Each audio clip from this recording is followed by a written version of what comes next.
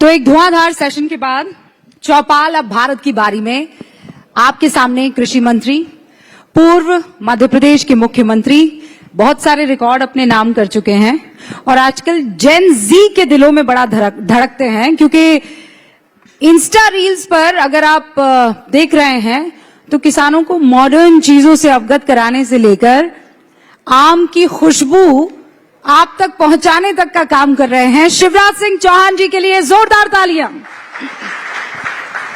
बहुत बहुत स्वागत है चौपाल के मंच पर आपका शिवराज जी। धन्यवाद रूबिका जी। सबसे पहले तो ये बताइए कि बिहार से किस तरीके की बहार आ रही है आपके पास? बिहार में तो विकास की बहार है। एनडीए एकजुट है, एकजुट एनडीए, एकजुट बिहार, फिर से बनेगी सुशासन सरकार। शिवराज जी, मैं आपका एक्स पर प्रोफाइल देख रही थी, उस पे आपने लिखा था भाई और मामा। और कृषि मंत्री जब भाई और मामा लिखते हैं तो उन्हें मध्य प्रदेश तो बड़ा याद आता होगा। तो आप मुख्यमंत्री शब्द मिस करते हैं या नहीं? जो अभी आपको मिला है उसी में आनंद है? देखिए, मंत्री, मुख्यमंत्री, विधायक, सांसद, ये सब आने जाने हैं। भाई परमानेंट है, मामा परमानेंट है। पर सबसे बड़ी बात यह है, मैं प्रेम को ही ईश्वर मानता हूं। भारत में आज नहीं, हजारों साल पहले से कहा, आत्मवत सर्वभूतेषु, सिया राम में सब जग जानी। सृष्टि के कण कण में वही विराजमान है। इसलिए तो अपने देश ने कहा वसुधैव कुटुंबकम, सारी दुनिया ही एक परिवार है। ये धरती तो वो धरती जहां जो कहती है प्राणियों में सद्भावना हो और विश्व का कल्याण हो। तो सबको प्यार करो, ये जीवन का मूल मंत्र है। और प्यार का पर्याय है मामा और भाई। आपने कहा सबको प्यार करो, यही जीवन का मूल मंत्र है। पर ये मोहब्बत की दुकान तो राहुल गांधी ने खोली हुई है ना सर, और आप पर नफरत का इल्जाम लगाते हैं। कहते हैं भारतीय जनता पार्टी देश में तोड़ रही है लोगों को। दुकान खोलने में और दिल से प्यार करने में अंतर है। हाथी के दांत खाने के और दिखाने के और इसलिए मैं उस पर विस्तार से नहीं जाऊंगा। लेकिन अभी जब मैं बाहर बैठा था, मुझसे रहा नहीं जा रहा, तो मैं बड़ी जोर जोर से यहां से आवाज आ रही थी। ऐसा लग रहा है लोग गरज रहे थे। और तब मेरे मन में, मैं वहां चर्चा कर रहा था, इस देश में कुछ हो ना हो, 5 साल, 12 महीने, 24 घंटे चुनाव की तैयारी जरूर चलती रहती है। अब बिहार में जंग शुरू हो गई है, उसके बाद बंगाल में, उसके बाद आसाम में, उसके बाद तमिलनाडु में। काश संविधान में संशोधन होके 5 साल में लोकसभा और विधानसभा के चुनाव एक साथ हो जाएं, तो ये रोज की मारामारी खत्म हो जाए और 4.5 साल देश के विकास में सारे राजनीतिक दल लगे रहें। अब देखिए कितनी एनर्जी जाती है। केंद्रीय मंत्री, मुख्यमंत्री, सांसद, विधायक, कार्यकर्ता, सब अपना अपना काम छोड़ के लग गए चुनाव में। एक चुनाव, दूसरा चुनाव, तीसरा चुनाव, चौथा चुनाव, 5वां चुनाव। ये हमेशा का चुनाव विकास का सबसे बड़ा बाधक है और इसलिए संविधान में संशोधनों के एक साथ होना चाहिए। शिवराज जी, ये दूसरी मर्तबा है 2-4 दिनों में जब आपने इस बात को दोहराया है। आपको कोई टारगेट मिला हुआ है? टारगेट नहीं बोला, दिल में तकलीफ होती है। अब मैं कृषि मंत्री हूं, लेकिन बिहार में चुनाव हो रहे हैं तो खेतीबाड़ी थोड़ी देखूंगा, चुनाव देखने जाना पड़ेगा मुझे। हर एक पार्टी अपने अपने कार्यकर्ता भेज देती है। मैं कृषि मंत्री नया बना, झारखंड में चुनाव आ गए तो खेतीबाड़ी छोड़ के झारखंड चले गए। अब आप सोचिए, मैं बहुत गंभीरता से आपके माध्यम से, चौपाल के माध्यम से देश की जनता से कहना चाहता हूं, विचार करो। हमारी सारी एनर्जी चुनाव जीतने में और चुनाव लड़ने में लगती है। नहीं, पर शिवराज जी, जनता तो तैयार हो जाएगी, उनको तो चलिए एक ही बार में चुन लेना होगा। आपके साथी लोग तैयार होंगे क्या? कांग्रेस तैयार होगी? इंडिया गठबंधन तैयार होगा? नहीं, इस पे कंसेंसस बनना चाहिए और जनता अगर तैयार हो गई तो बाकी सबको मानना ही पड़ेगा। पर वो तो यही मानने को तैयार नहीं है कि ईवीएम ठीक से काम कर रहा है, चुनाव आयोग ठीक से काम कर रहा है, एसआईआर हुआ वो आपके पक्ष के लिए हुआ है कि उनके पक्ष के लिए हुआ है? जब यही मानने को तैयार नहीं है तो एक देश एक चुनाव मान लेंगे क्या? मुझे ये लगता है कि चाहे राहुल जी हो, कांग्रेस हो, महागठबंधन हो, इनको देश की जनता की नब्ज ही पता नहीं है।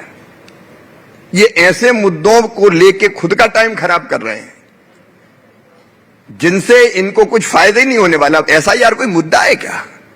अगर वोटर लिस्ट कोई शुद्ध करे, किसी को डेथ हो गई हो उसका नाम काटे, अगर ये पूछे कि तुम यहां रह रहे हो तो कब से रह रहे हो, तुम्हारे फोर फादर्स कहां थे, तुम यहां के हो कि नहीं हो, देश के हो कि बाहर से आके रहने लगे, इसमें किसको आपत्ति हो सकती है? पर शिवराज जी जब भी वो चुनाव जीतते हैं ईवीएम सही है, हार गए तो ईवीएम का दोष है। नाच न जाने आंगन टेढ़ा, जनता का नब्ज पहचानते नहीं है, देश की समस्याएं जानते नहीं है, देश की संस्कृति, जीवन मूल्य और परंपरा का पता नहीं है। कहां कंबोडिया में जाके काफी और कौन सी काफी वो बनाना सिखा रहे जनता को। अब हिंदुस्तान की जनता को कंबोडिया की काफी कैसी बनती इससे क्या लेना देना है? राहुल जी के होते हुए भारतीय जनता पार्टी को। पर वहां पे तो ये भी कहा जा रहा है कि यहाँ हिंदुस्तान में लोकतंत्र खतरे में है। शिवराज सिंह चौहान जी मतलब कॉफी बनाते पीते वो ये बात कह रहे हैं। लोकतंत्र खतरे में तो देश में रहो ना भाई, विदेश में भक्के काय को रहे? लोकतंत्र यहां बचाओ, कौन मना कर रहा है? अब आप देखिए, विदेशों में जाते हैं और अपने देश की आलोचना करते हैं, कोई करता ही है? मैं याद दिलाना चाहूंगा रूबिका जी, जब स्वर्गीय मनमोहन सिंह जी हिंदुस्तान के प्रधानमंत्री, हमारे देश के प्रधानमंत्री थे, मैं मुख्यमंत्री था, मैं अमेरिका गया था उस समय वाशिंगटन डीसी में। मुझे पत्रकारों ने पूछा था कि भारत के प्रधानमंत्री अंडर अचीवर है? मैंने कहा कि भारत के प्रधानमंत्री हैं, कांग्रेस के प्रधानमंत्री नहीं है, वो देश का गर्व है और भारत का प्रधानमंत्री कभी अंडर अचीवर नहीं हो सकता। ये मेरे शब्द थे अमेरिका में।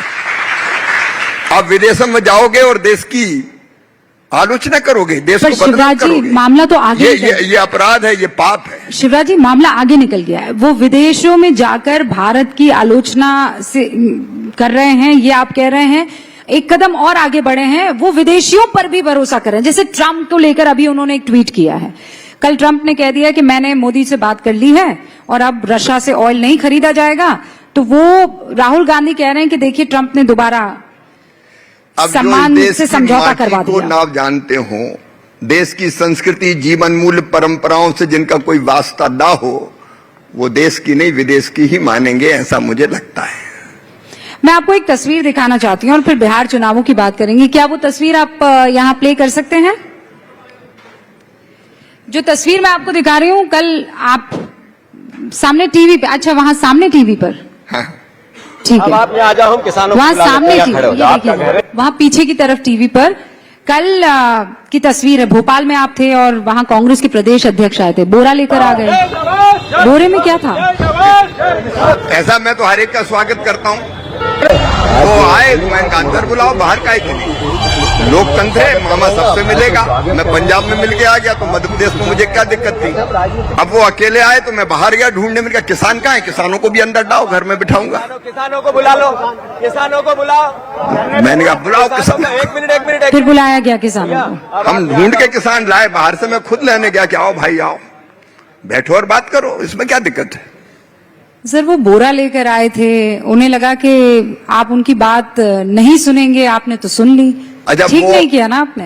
देखिए मैं तो हर एक की बात सुनता हूं, लेकिन बात जैसी हो, बात में वजन हो। वो बात करने आए थे सोयाबीन की और बोरा लेके आ गया, गेहूं कहां?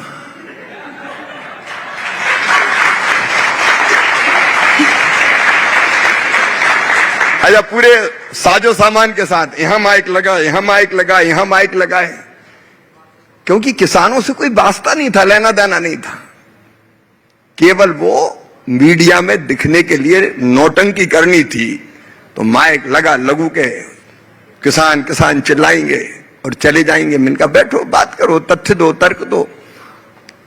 तो किसानों को लेकर शिवराज सिंह चौहान कर क्या रहे हैं? ऐसा आपने क्या किया है कृषि मंत्री बनने के बाद जिस पर आप कह सकते हैं कि मुझे फख्र है चौपाल के मंच से? खेती की अगर बात करें तो देखो, एक तो कृषि आज भी भारतीय अर्थव्यवस्था की रीढ़ है और किसान उसकी आत्मा है, प्राण है, और किसानों की सेवा मेरे लिए भगवान की पूजा है। हमने खेती की अगर हम बात करें तो 7 सूत्री रणनीति, देखो 4 हमारे उद्देश्य प्रमुख। नंबर 1, देश की खाद्य सुरक्षा सुनिश्चित करना है। अन्न के भंडार भरे रहे। वो दिन भी थे कभी जब हमको अमेरिका से PL480 लाल गेहूं मंगाना पड़ता था जो वहां खाते नहीं थे लोग। एक समय था कभी जब देश के एक स्वर्गीय प्रधानमंत्री को यह कहना पड़ा था कि 7 दिन भोजन मत करो, 1 दिन व्रत रखो। लेकिन आज मैं गर्व के साथ कहता हूं 2014 के बाद मोदी जी के नेतृत्व में जो कृषि क्रांति हुई है, आज अन्न के भंडार भरपूर भरे हैं। गेहूं हो, चावल हो, मक्का हो, सोयाबीन हो, मूंगफली हो, रिकॉर्ड उत्पादन हुआ है। 44% से ज्यादा उत्पादन बढ़ा है। देश को आज खाद्यान्न के लिए, गेहूं चावल के लिए दूसरे देश की तरफ देखने की जरूरत नहीं है। कमी हमारे यहां है थोड़ी दालों की, ऑयल सीड्स की, तिलहन की, उसका उत्पादन बढ़ाने की हम लोगों ने योजना बनाई। तो एक, देश में धन धान्य भरपूर रहे, कोई भूखा ना सोए। 80 करोड़ लोगों को निःशुल्क राशन देने का चमत्कार मोदी सरकार कर रही है। नंबर 2, 86% किसान हमारे छोटे हैं, लघु और सीमांत, और 46% पॉपुलेशन हमारी खेती पर डिपेंड करती है। उनकी आमदनी बढ़ाना है, उनकी आजीविका ठीक चले, इसके प्रयत्न करना है।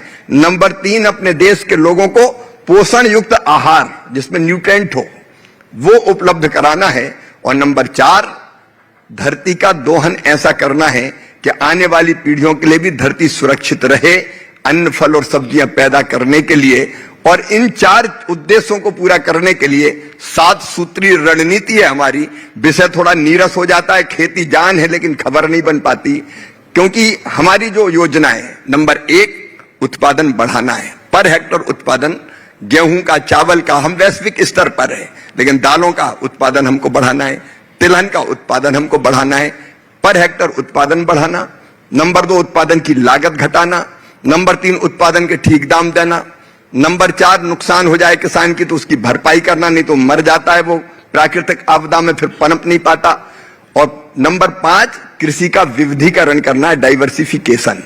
वो चीज जो हमारे पास बहुत है उसके साथ हम वो भी पैदा करें जिसकी हमारे पास कमी है। कैश क्रॉप कैसे किसान ले, फिर कृषि उत्पाद का वैल्यू एडिशन करना है, फूड प्रोसेसिंग का काम हमें उसके साथ करना है। प्राकृतिक खेती, जैविक खेती, उसकी तरफ बढ़ना है, क्योंकि केमिकल और फर्टिलाइजर का अत्यधिक और असंतुलित उपयोग हमारे धरती के हेल्थ को भी, सॉइल हेल्थ को बिगाड़ने का काम कर रहा है। और नंबर 7, एक और करके मैं अपनी बात, नंबर 7, छोटे छोटे जो किसान है हमारे, उनके लिए एक ऐसा मॉडल बनाना है कि जिससे उनकी आमदनी बढ़े। मैं ये कहना चाह रहा हूं कि जमीन के छोटे टुकड़े पर 1 एकड़, 2 एकड़, 2.5 एकड़ में केवल अनाज पैदा करके वो फायदे की खेती नहीं कर सकता, और इसलिए अनाज के साथ फल हो, सब्जियां हो, औषधि खेती वो करे, गोपालन, पशुपालन, मछली पालन, मधुमक्खी पालन, बकरी पालन, मुर्गी पालन, और कोई काम ऐसे जोड़ के कि जिससे उसकी आमदनी बढ़े। इसका नाम, इसको मैं कहता हूं इंटीग्रेटेड फार्मिंग, एकीकृत खेती, जिससे उसकी आमदनी बढ़े। ये मेरे लक्ष्य बिल्कुल स्पष्ट है, जिनको पूरा करने के लिए हम दिनों रात काम कर रहे हैं। तो ये तो आपने बिंदु गिना दिए, लेकिन यहाँ जितने भी लोग बैठे हैं वो अक्सर आम बातचीत में ये चर्चा करते हैं कि खाने की क्वालिटी अब वैसी नहीं रही, अनाज की क्वालिटी, गुणवत्ता जिसे कहते हैं वो, और दूसरा लॉट ऑफ यूसेज फर्टिलाइजर्स का, उसे लेकर आप क्या काम कर रहे हैं? 30 सेकंड में अगर आप प्रभु मुझे बता पाए तो फिर मैं कुछ और सवाल आपके सामने। हम लोगों ने नेचुरल फार्मिंग का एक मिशन प्रारंभ किया है, और मैं दावे के साथ ही कहता हूं, ये साइंटिफिक तथ्य है कि ठीक ढंग से अगर प्राकृतिक खेती की जाए तो उत्पादन भी नहीं घटता। पहले दूसरे साल थोड़ा अंतर पड़ सकता है। तो हमने प्राकृतिक खेती का एक मिशन स्थापित किया है, जैविक खेती के लिए भी हम काम कर रहे हैं, और केमिकल और फर्टिलाइजर के संतुलित उपयोग पर भी हम जोर दे रहे हैं। अब अमेरिका चाहता है कि वो कुछ चीजों में हमारे कृषि क्षेत्रों में एंटर कर जाए, इसीलिए टैरिफ उसने बढ़ाया है। आप कृषि मंत्री हैं, मैं चाहती हूं इस पर आपका बयान बहुत महत्वपूर्ण होगा। आप क्या सोच रखते हैं? राष्ट्रहित सर्वोपरि। हमारे अधिकांश किसान छोटे हैं, लघु हैं, सीमांत हैं, और उन किसानों का हित हमारे लिए सबसे पहले है। अपने किसानों के हितों से भारत कभी समझौता नहीं करेगा, ये स्पष्ट और दृढ़ संकल्प है हमारा। तो चाहे कितना भी टैरिफ बढ़ जाए, आप अपने कदम पीछे नहीं लेने वाले। भारत आज दुनिया की आंखों में आंख डाल के बात करता है। हम अपने हितों को सुरक्षित रखते हुए ही कोई फैसला करेंगे। तो शिवराज जी, आप यहां कह रहे हैं कि भारत मजबूत हो रहा है, राहुल गांधी कह रहे हैं और विपक्ष कह रहा है कि भारत जो है यहां लोकतंत्र खतरे में आ रहा है। आपने अपनी बात रखी, लेकिन इसी मुद्दे पर वो बिहार में लड़ रहे हैं और वहां पर वो एक बात और कह रहे हैं कि बीजेपी इतनी मजबूर है कि नीतीश बाबू का हाथ छोड़ते नहीं बन रहा है, तब जब उनकी तबीयत खराब है। भारतीय जनता पार्टी और एनडीए एकजुट है। हमारा विकास का ट्रैक है, इसलिए हम फिर से वापस आएंगे। और हमारा जो गठबंधन है एनडीए विकास के लिए है, सेवा के लिए है। संस्कार और सेवा हमारे दो बड़े मूल्य है। सामने आप देख लें हो क्या रहा है। एक दिल के टुकड़े हजार हुए, कोई इधर गिरा कोई उधर गिरा। महागठबंधन में तो परिवार ही इकट्ठा नहीं है, एक भाई अलग है दूसरा भाई अलग है। जिस बेटी ने अपनी किडनी दे दी उस तक का सम्मान जो दल नहीं कर पाया हो, और अब तक सीटों का बंटवारा कहां हुआ है। मुझे तो लगता है राहुल गांधी एसआईआर के मुद्दे पर राजद को ठिकाने लगाने गए थे, ताकत दिखा के ज्यादा सीट मांग लें। अब तक ठिकाने पे नहीं है किसको कितनी सीट मिलेगी। ये बड़ी बात कह रहे हैं आप। हाँ, आप कह रहे हैं कि कांग्रेस चाहती है कि आरजेडी बिहार में खत्म हो जाए। वो एक दूसरे को ही खत्म कर रहे हैं। कांग्रेस चाहती बाकी दूसरे बचे नहीं, हम ही मैदान में रहे। भारतीय जनता पार्टी की जरूरत क्या है, वो ही निपटा देंगे आपस में। नहीं, पर आप पर तो ये आरोप लग रहा है कि आप जेडीयू को खत्म करने पर तुले हुए हैं। आप जेडीयू के मित्रों से पूछ लीजिए। स्वाभाविक गठबंधन, विकास के लिए गठबंधन, बेहतर विकास के लिए गठबंधन। और आप देखिए विकास में चारों तरफ जितनी बिहार में विकास की योजनाओं पर काम हुआ, आज बिहार बदला हुआ नजर आता है। जंगल राज के चिन्ह अगर मिटाए हैं तो एनडीए की सरकार ने मिटाए हैं। और राजद क्या कर रहा है, ओसामा को टिकट दे दिया। बताओ, ऐसे लोगों को टिकट दे रहा है जो जंगल राज के प्रतीक हैं। जनता भूली नहीं आज तक उस जंगल राज को।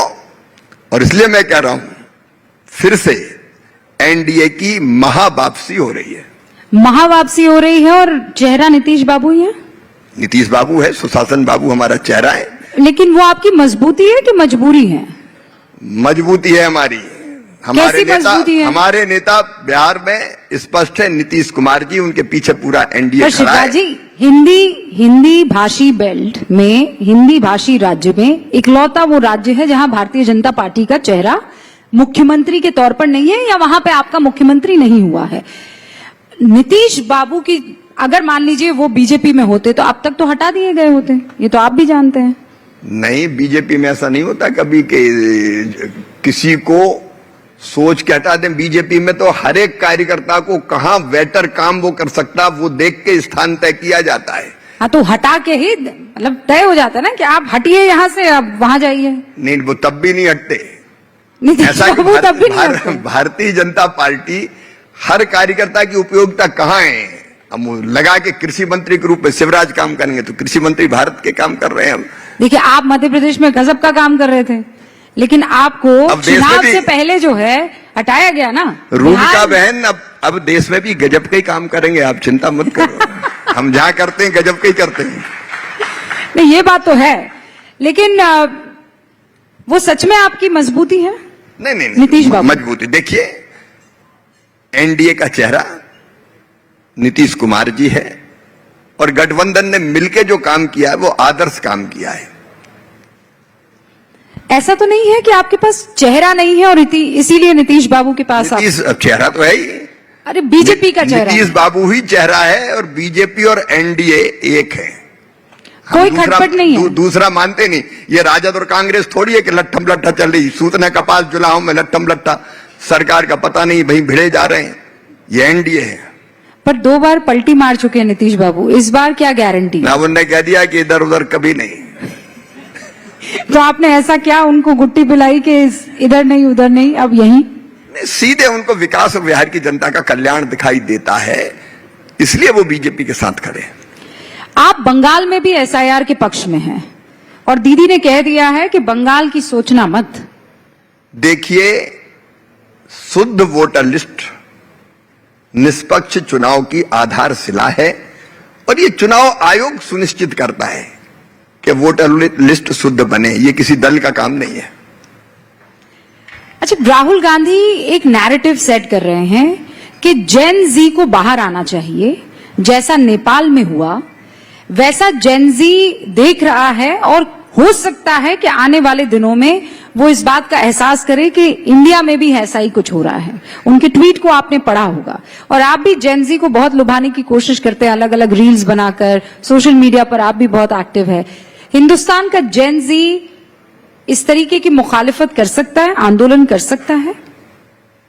कुंठित मानसिकता वाला व्यक्ति ही ये कल्पना करता है कि जैसा वहां हो गया, भगवान करे ऐसा यहां हो जाए। मैं सच कह रहा हूं, वो तो चाहते हैं अराजकता फैले, गड़बड़ हो जाए, आग लग जाए, कैसे मोदी का बुरा हो जाए। लेकिन ये भारत है, भारत 140 करोड़ का भारत एकजुट है, विकास के पीछे खड़ा है, अलग भाषा अलग वेश फिर भी अपना एक देश। और दिल्ली हो या गुवाहाटी, अपना देश अपनी माटी। नरेंद्र मोदी जी के नेतृत्व में पूरा देश एक है, मजबूती के साथ खड़ा है और मोदी जी के नेतृत्व में एक वैभवशाली, गौरवशाली, संपन्न, समृद्ध, शक्तिशाली, आत्मनिर्भर और विकसित भारत का निर्माण हो रहा है। और उसका निर्माता आज हमारा जैन जी भी है, युवा भी है, किसान भी है, गरीब भी है, महिलाएं भी है। आज देखिए दिल्ली की सड़कों पे जब हम लोग आ रहे थे तो निकलना मुश्किल हो रहा है। इसका एक अलग ढंग से विश्लेषण करो। नहीं, पर लोगों की क्रय शक्ति इतनी बड़ी है कि दिवाली के पहले सामान खरीदने भीड़ उमड़ रही पूरे देश में। आप देख लीजिए, हमारा देश आज दुनिया की चौथी सबसे बड़ी अर्थव्यवस्था है, तीसरी बहुत जल्दी बनने वाले हैं हम। भारत अब रुकेगा नहीं। मेरी एक बात सुन लेना रूबिका जी, और संपूर्ण हिंदुस्तान को, पूरे देश को मैं कहना चाहता हूं, 125 साल पहले कवि स्वामी विवेकानंद जी ने कहा था, जिनका नाम था नरेन, सुदीर्घ रजनी समाप्त हुई जान पड़ती है, महानिशा का अंत निकट है।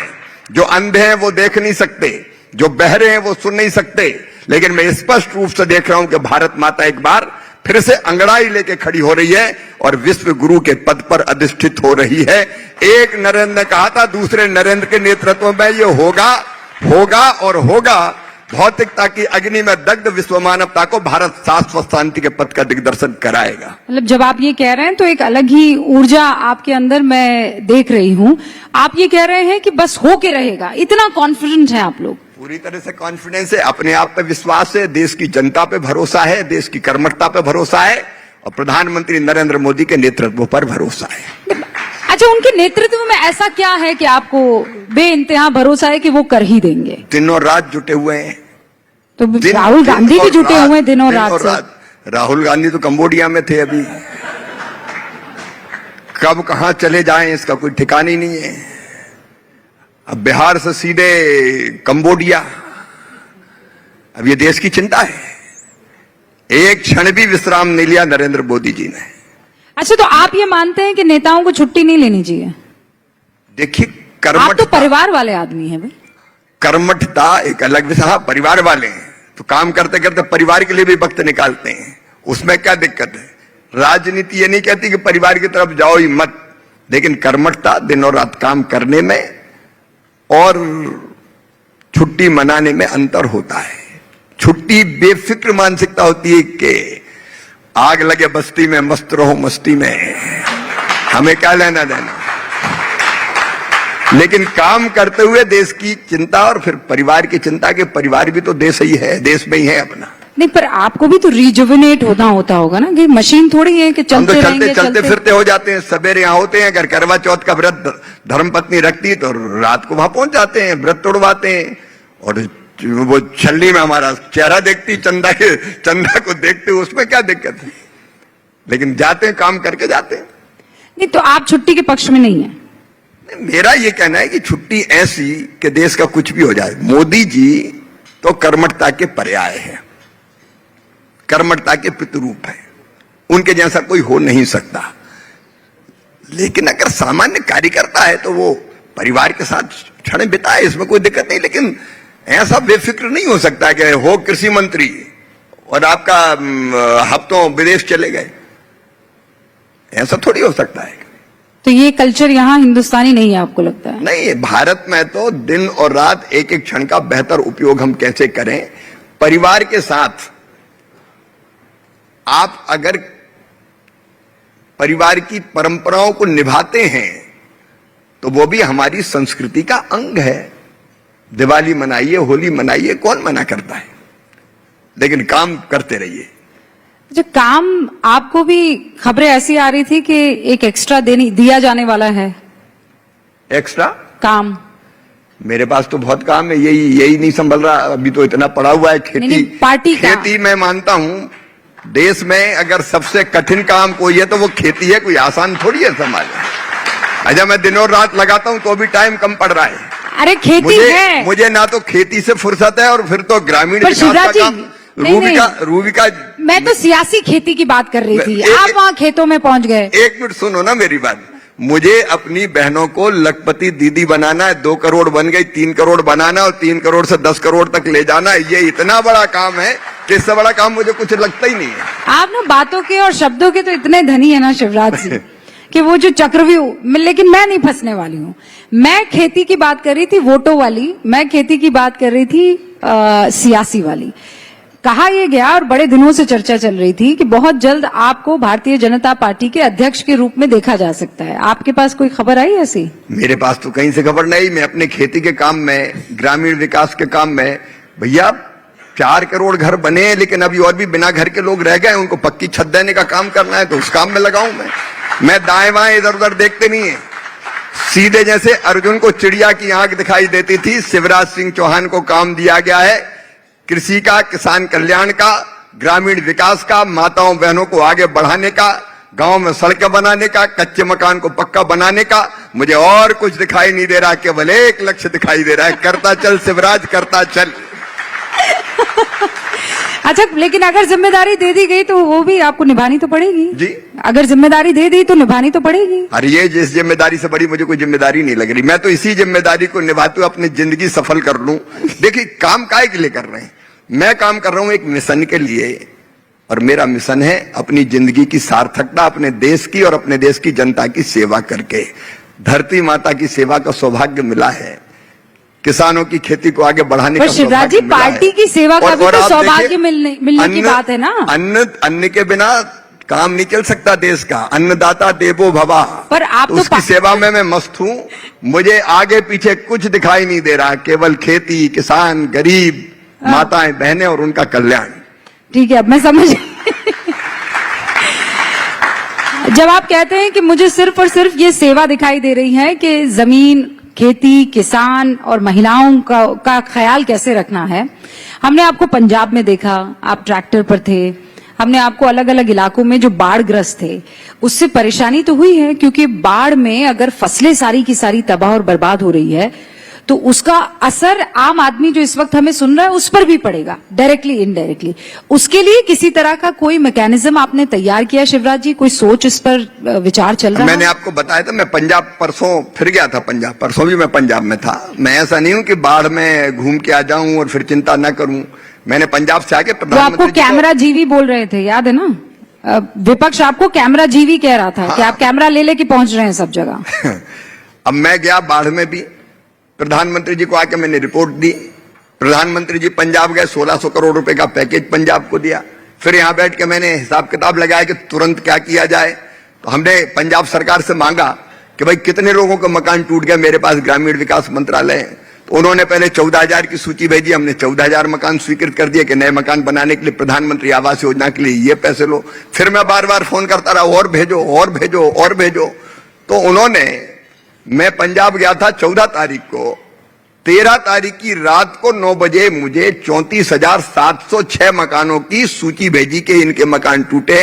मैं सवेरे स्वीकृति की चिट्ठी लेके गया कि ये मकान ले लो, गरीबों के सबके घर बनना चाहिए, क्योंकि मकान बनाने का काम स्टेट गवर्नमेंट करेगी, वहां आपकी सरकार है। हमने कोई भेद नहीं किया। उन्होंने कहा इतना बीज, गेहूं का कनक कहते हैं पंजाब में, उसका बीज चाहिए 74 करोड़ रुपया, उसके लिए तत्काल स्वीकृत कर दिए, निःशुल्क बीज लो। वो अपना मेमोरेंडम देंगे एनडीआरएफ में, जिसको चेयर करते हैं हमारे एचएम साहब। तो बाकी भी जो जरूरत है पंजाब की पूरी की जाएगी। और मैंने पंजाब के मुख्यमंत्री को चिट्ठी लिखी कि प्रधानमंत्री फसल बीमा योजना मान साहब पंजाब में लागू करो, ताकि किसानों के नुकसान की भरपाई हो जाए। पंजाब ने लागू ही नहीं की। हम जो कर सकते हैं, देखिए गए नहीं, केवल कैमरा लेके नहीं गए, हमने आके फिर पंजाब में जिन लोगों की फसलों का नुकसान हुआ है, घर टूट गए, परेशानी हुई है, खेतों में सिल्ट मतलब केवल जमा हो परेशानी गई है, नहीं, आपने उसका सोल्यूशन भी निकाला। उसके लिए काम कर रहे हैं। शिवराज जी, क्योंकि हम अंत की तरफ बढ़ चले हैं, कुछ ही सेकंड मेरे पास है, मैं ये सवाल आपसे जरूर पूछना चाहती हूँ। प्रियांक खड़गे ने खत लिखा है, क्योंकि आप आरएसएस को बहुत नजदीक से जानते हैं और संघ को आपने जिया है। वो ये कह रहे हैं कि संघ पर बैन लग जाना चाहिए, आप उनको क्या जवाब देंगे? राष्ट्रीय स्वयंसेवक संघ, मैं अगर ये कहूं तो अतिशयोक्ति नहीं है कि हम जैसे लाखों लाख लोगों को तैयार करने का काम संघ ने किया है। संघ के स्वयंसेवकों में वो केवल अपने लिए ना जिए, देश के लिए जिए, समाज के लिए जिए, ईमानदार, चरित्रवान, कर्मठ, देशभक्त, केवल अपने लिए नहीं समाज के लिए काम करने वाले लाखों लाख कार्यकर्ताओं की टोलियां अगर तैयार की है तो राष्ट्रीय स्वयंसेवक संघ ने की है। और ऐसे महान संगठन के स्वयंसेवक होने पर हमें गर्व है। संघ के 100 साल पूरे हुए हैं, लेकिन संघ ने जो किया वो अद्भुत है। और आज आप देखिए जिन कामों में संघ लगा है, लाखों लाख पूर्णकालिक कार्यकर्ता, प्रचारक अपने कैरियर को छोड़ के जो काम दे दिया, कोई जंगलों में आदिवासी भाई बहनों के लिए काम कर रहा है, कोई नॉर्थ ईस्ट में जाकर काम कर रहा है, कोई शिक्षा के लिए, कोई स्वास्थ्य तो के लिए, कोई खेती के लिए, कोई खेती के लिए, कोई ग्रामीण विकास के लिए, समाज जीवन के हर एक क्षेत्र में अपने देश को बदलने के काम में, राष्ट्रीय पुनर्निर्माण के काम में अगर लगे हैं तो संघ के स्वयंसेवक लगे हैं। संघ को प्रणाम, संघ के स्वयंसेवकों को प्रणाम। बहुत बहुत शुक्रिया शिवराज सिंह चौहान जी हमसे बातचीत करने के लिए और चौपाल के मंच पर सारे सवालों के जवाब देने के लिए बहुत बहुत शुक्रिया। आपको भी रूबिका जी बहुत बहुत धन्यवाद। केवल रूबिका जी नहीं, मेरी बहन रूबिका, बहुत बहुत thank you sir, thank you. एक बार जोरदार तालियां केंद्रीय मंत्री शिवराज सिंह चौहान जी के लिए। बहुत बहुत शुक्रिया सर, चौपाल के इस मंच पर आने के लिए, इस विचारों के महाकुंभ में सार्थक चर्चा करने के लिए बहुत बहुत शुक्रिया।